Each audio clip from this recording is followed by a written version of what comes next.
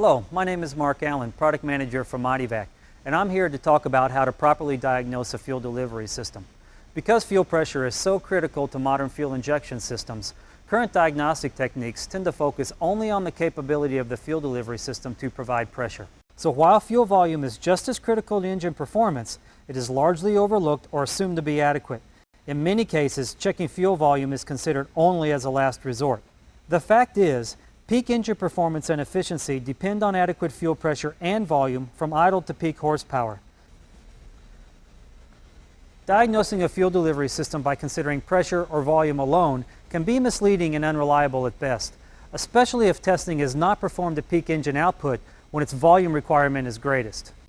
The Mityvac FST Pro Fuel System Tester is the only on-car diagnostic tool that allows a technician to simultaneously observe values for both pressure and volume while simulating peak engine requirements. This video demonstrates the proper application of the Mityvac FST Pro to achieve the most accurate and reliable diagnosis of a vehicle's fuel delivery system.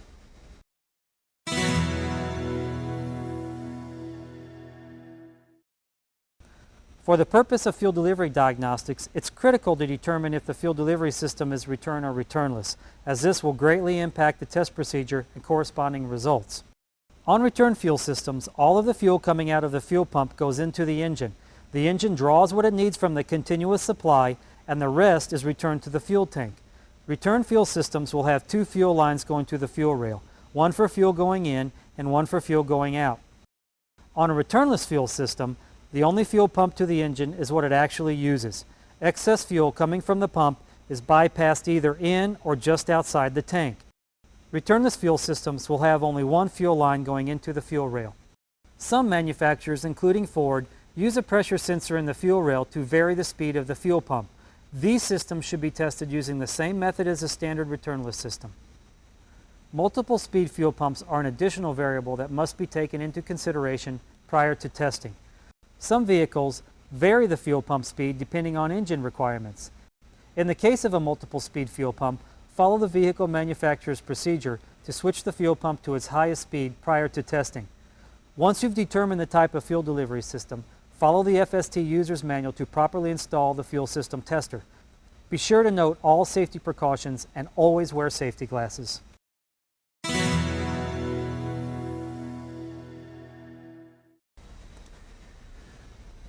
The key to determining whether a fuel delivery system is failing is to test it at peak engine output, because that is when it's under its greatest demand. To do this, you will need to know the vehicle manufacturer's specification for fuel pressure and the approximate volume of fuel the engine requires at peak output. The idle fuel pressure specification can be found in most service or repair manuals. The maximum fuel volume requirement can be determined using the maximum engine fuel volume requirements chart in the back of the FST user's manual, or it can be calculated using the maximum fuel flow formula found on the AASA Fuel Pump Manufacturers Council website at fuelpumpinfo.org. With the Mityvac fuel system tester connected and the connections properly tested, start the engine and allow it to idle. First, observe the fuel for contamination and air bubbles as it flows through the clear flow tube in the flow meter. If the fuel is discolored or appears contaminated, have it chemically checked and/or drain and thoroughly clean or replace the fuel tank before continuing. Expect to see air bubbles when you first start the vehicle, as air is purged from the tester and fuel line, but it is not normal to see them once the system is clear. The continued presence of air bubbles in the fuel stream is an indication of a severe restriction, typically at the fuel pump inlet strainer. Keeping this in mind, watch for further evidence of blockage as you continue testing.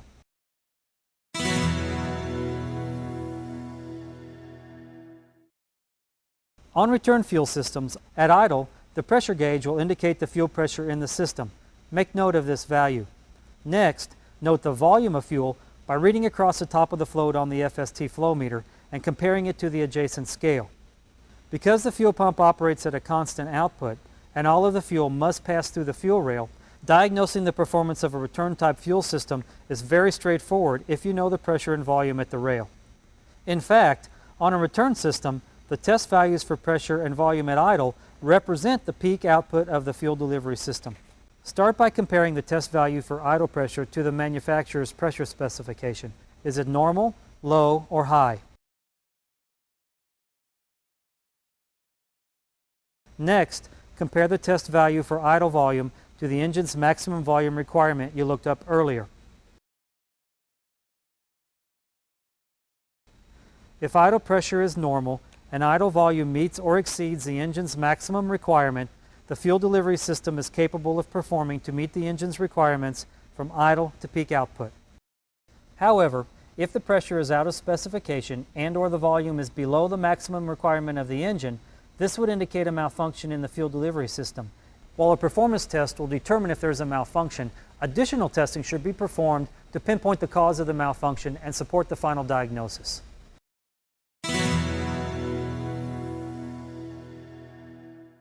The first test is to determine the maximum pressure the pump can produce when all flow is restricted. This is called a deadhead test.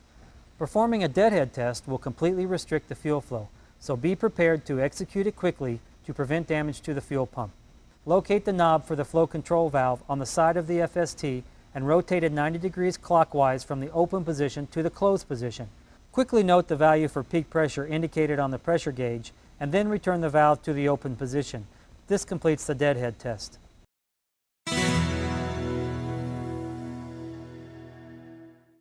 The second test is to determine the peak volume of the pump when there is no restriction to flow. This is called the bypass test because the volume is measured when the fuel flow is bypassing the pressure regulator. To perform a bypass test, turn the flow control knob from the open position 180 degrees clockwise to the bypass position. You will notice the fuel flowing from the bypass port located on the side of the tester above the flow control knob. While in the bypass mode, note the peak flow by reading across the top of the float on the FST flow meter. After you've recorded this volume, return the knob to the open position. If the vehicle stalls during this test, simply return the knob to the open position and restart.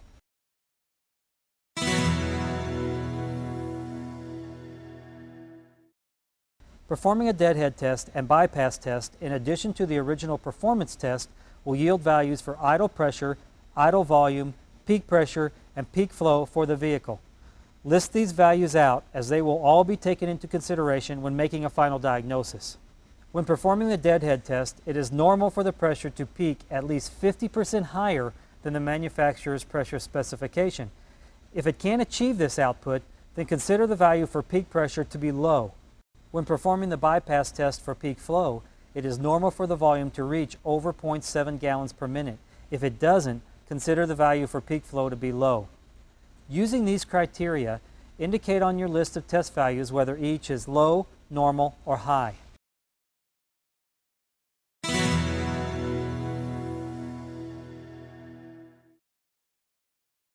A restriction to the fuel supply reduces the flow of fuel to the engine. As long as a restriction is small enough, the fuel pressure regulator can compensate for it and maintain the required pressure. However, any compensation by the regulator will cause a decrease in volume.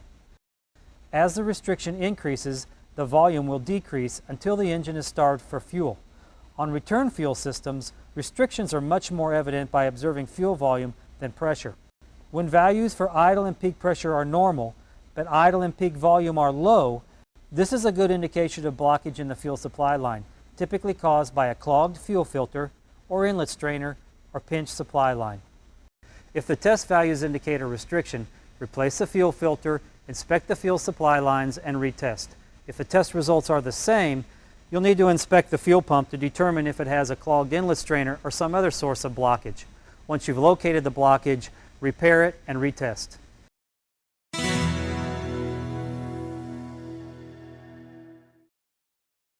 A fuel pressure regulator creates pressure by restricting flow.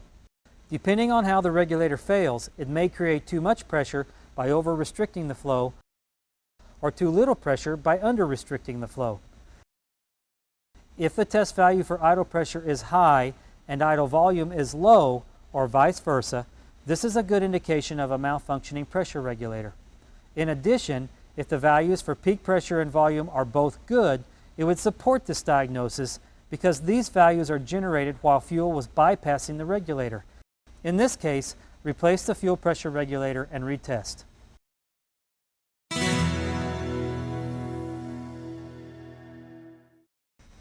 If all four test values are low, this would indicate a performance issue with the fuel pump. Check the fuel pump electrical circuit and power supply. Only if they are good should you replace the fuel pump and retest.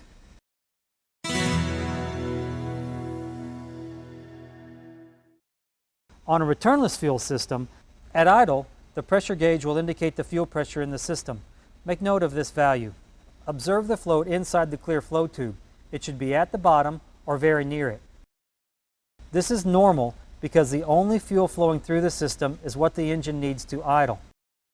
Locate the flow control knob on the side of the FST and rotate it clockwise past the closed position and toward the bypass position. Fuel will begin to flow from the bypass port on the side of the flow meter, and the float will rise to indicate the volume.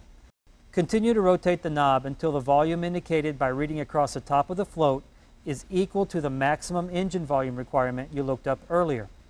Once you've dialed in this volume, make note of the pressure reading on the gauge, then return the knob to the open position. If the vehicle stalls during this test, simply return the knob to the open position and restart. The test you just performed simulates a load on the fuel delivery system as if the engine were performing at peak horsepower. It's critical to an accurate performance diagnosis because many malfunctions won't become evident unless the engine is under load. When performing this test, you are bypassing the volume of fuel equivalent to the engine's peak demand. At that point, the pressure noted on the gauge is the peak demand pressure. It represents the pressure the fuel delivery system is capable of producing when the engine is using its greatest volume. Having now collected values for idle pressure and peak demand pressure, compare them to the manufacturer's pressure specification. If the fuel delivery system is functioning properly, idle pressure should meet the specification and peak demand pressure should be within 10%. If this is true, then the fuel delivery system is capable of performing to meet the engine's requirements at peak output. However, if idle pressure is out of specification and/or the peak demand pressure is greater than 10% below spec, then the fuel delivery system is malfunctioning. While a performance test will determine if there is a malfunction, additional testing should be performed to pinpoint the cause of the malfunction and support the final diagnosis.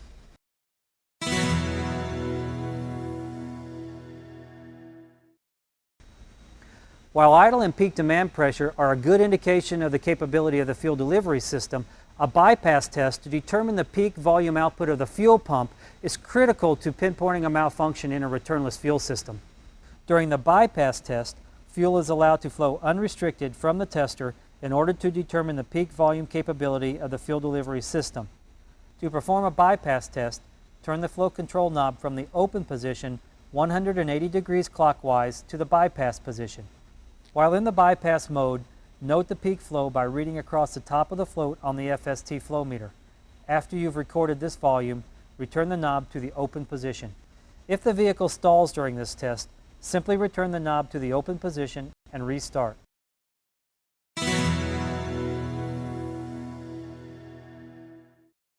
Performing a bypass test in addition to the original performance test will yield values for idle pressure, peak demand pressure, and peak flow for the vehicle. All of these values must be taken into consideration when making a final diagnosis. Start by listing the test values you obtained for idle pressure, peak demand pressure, and peak flow. Compare the idle pressure to the manufacturer's specification. It will be either low, normal, or high. Peak demand pressure will typically be slightly lower than the idle pressure. Consider it normal if it's within 10% below the manufacturer's spec. If it's greater than 10% below the spec, consider it low. If it's higher than the specification, consider it high. When performing a bypass test for peak flow, it is normal for the volume to reach over 0.7 gallons per minute.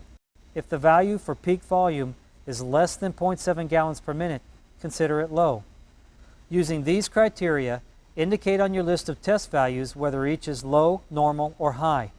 Now review your list of test values. If all the values are normal, the fuel delivery system is operating normally.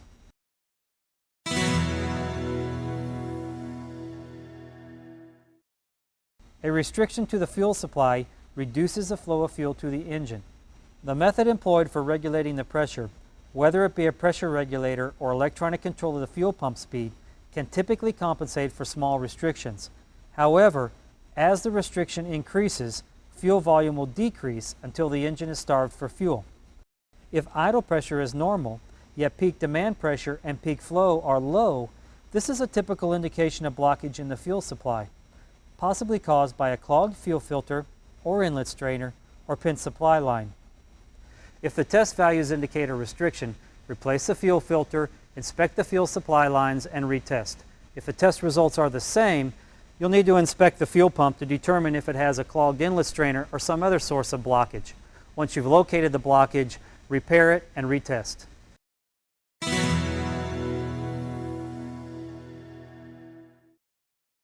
A mechanical fuel pressure regulator creates pressure by restricting flow, while a system that regulates fuel pressure electronically does so by varying fuel pump speed.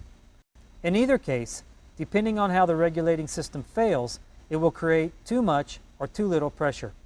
This will be evident by the test values for idle and peak demand pressures both being low or both being high, while the peak flow remains normal. If the fuel system is electronically regulated by the PCM, follow the vehicle manufacturer's procedure to diagnose this system. If the fuel system utilizes a mechanical diaphragm pressure regulator, replace it if possible and retest. In many cases, the fuel pressure regulator is not replaceable, requiring the replacement of the entire fuel pump module. Before going through this expense, always check the electrical circuit and power supply to the fuel pump. Only if these are found to be good should you replace a module. If an electrical problem exists, repair it and retest.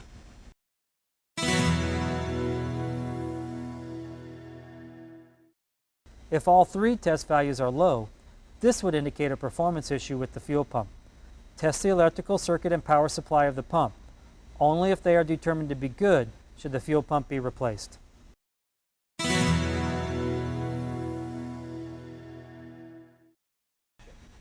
In the majority of cases, a quick test combining the capability of the Mityvac FST with the proper fuel system diagnostic techniques can determine the capability of the fuel delivery system.